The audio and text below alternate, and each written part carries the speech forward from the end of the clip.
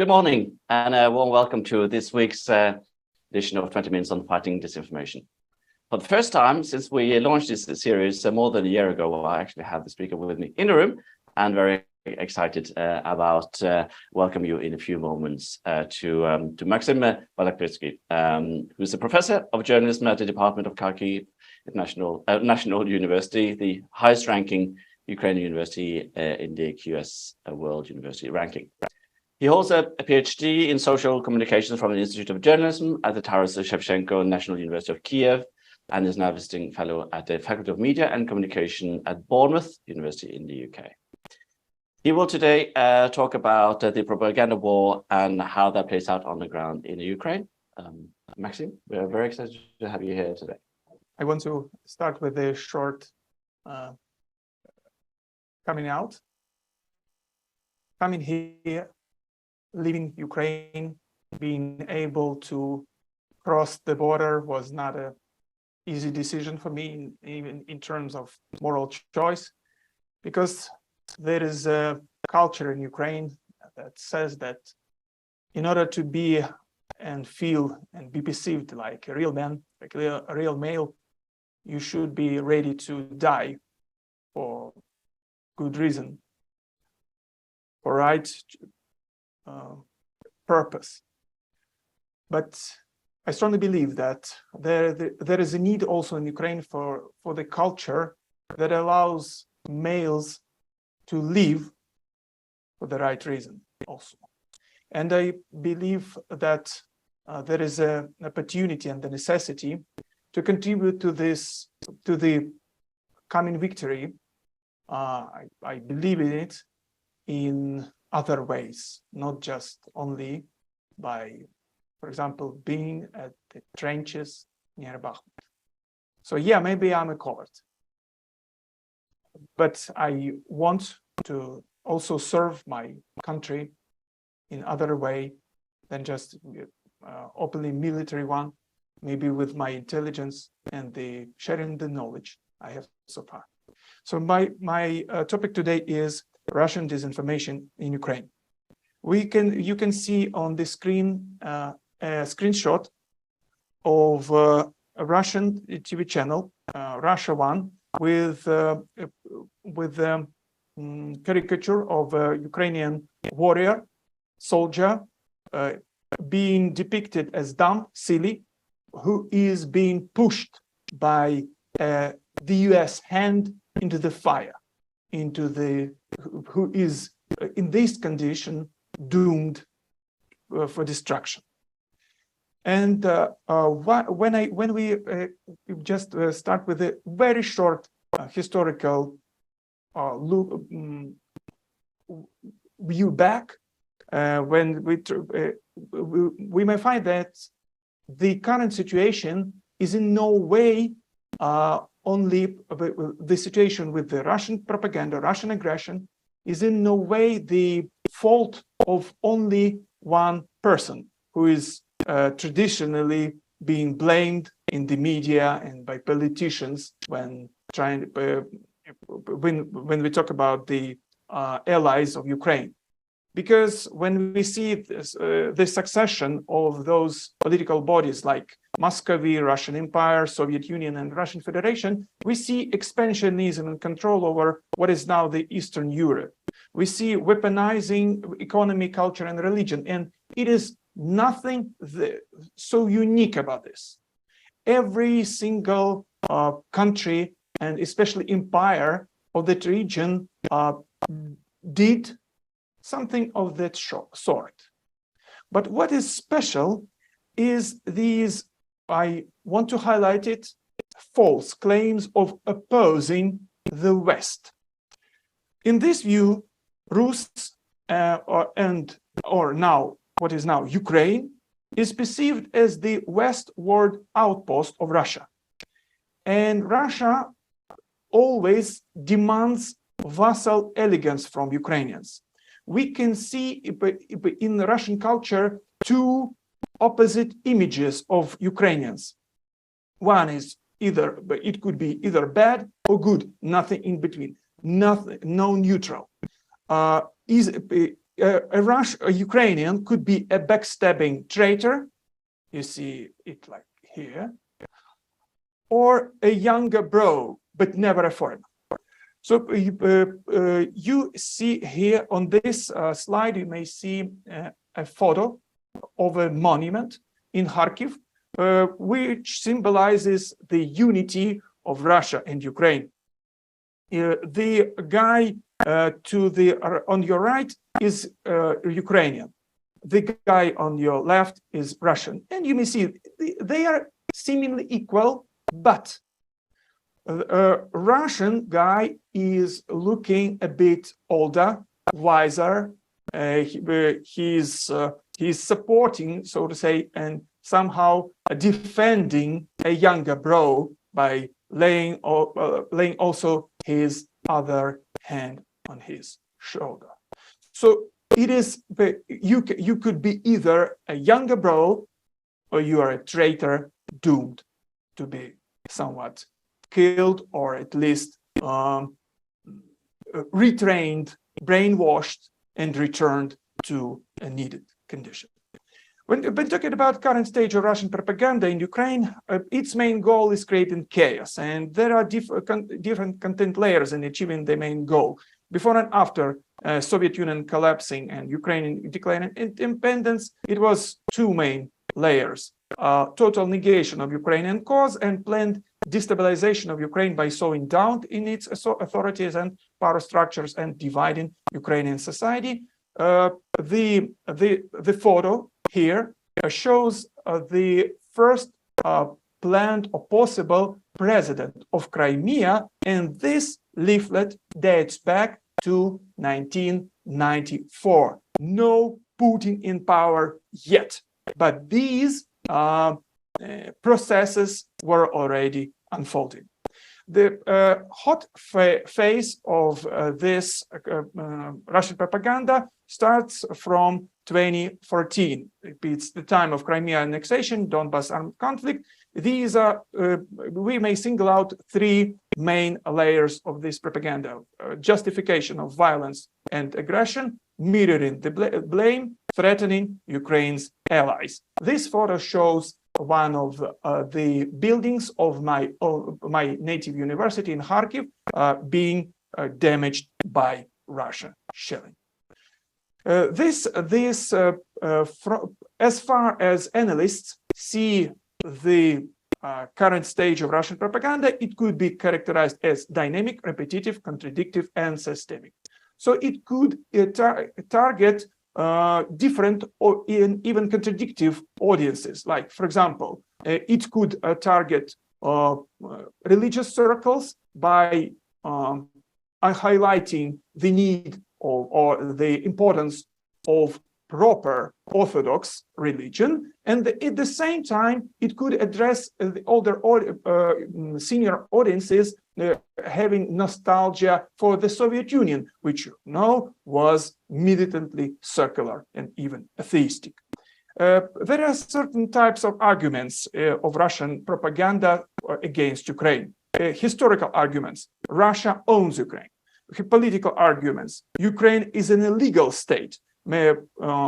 Military: Ukraine is an aggressive state, while Russia is a guarantor of peace and stability in the region. And economic reasons: Ukraine and Europe, claims Russia, economically depend on Russia. So that's why allies shouldn't interfere into the internal conflict of older bro trying to behave the younger. It is also war in and against the media. Prior to 2014, Russia owned or controlled a lion's share of Ukraine media sector. Since then, there was a struggle to limit the influence by first banning Russian books and periodicals, TV channels, movies, social networks, concerts, and exhibitions of pro-Russian and Russian artists, and promoting Ukrainian media and culture. When talking about the current invasion, actually, there are some processes are already in place. First, And the most noticeable is the current ban on Russian male disinfo channels on Facebook, YouTube, Twitter. Yes, it is one of the biggest victories so far, in the media sector. We may see in Ukraine more effective role of government bodies. New structures appeared, and they sustain faster and organized communication with the public. You may see here the link to what many Ukrainians perceive as the biggest media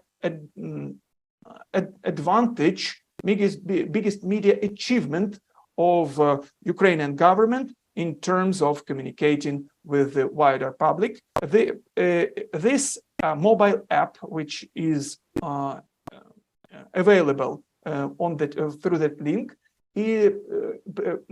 millions of Ukrainians have it on their apps. It grants access to personal documents being stored online and being acknowledged by state bodies as equal to paper copies, which is absolutely vital for Ukrainians during current invasion, when thousands upon thousands people have their documents lost, burned, or being kept somewhere when they from in the places which they fled. It is also grants access to official TV channels and radio, which is very important. There is a big demand for NGOs refuting disinformation.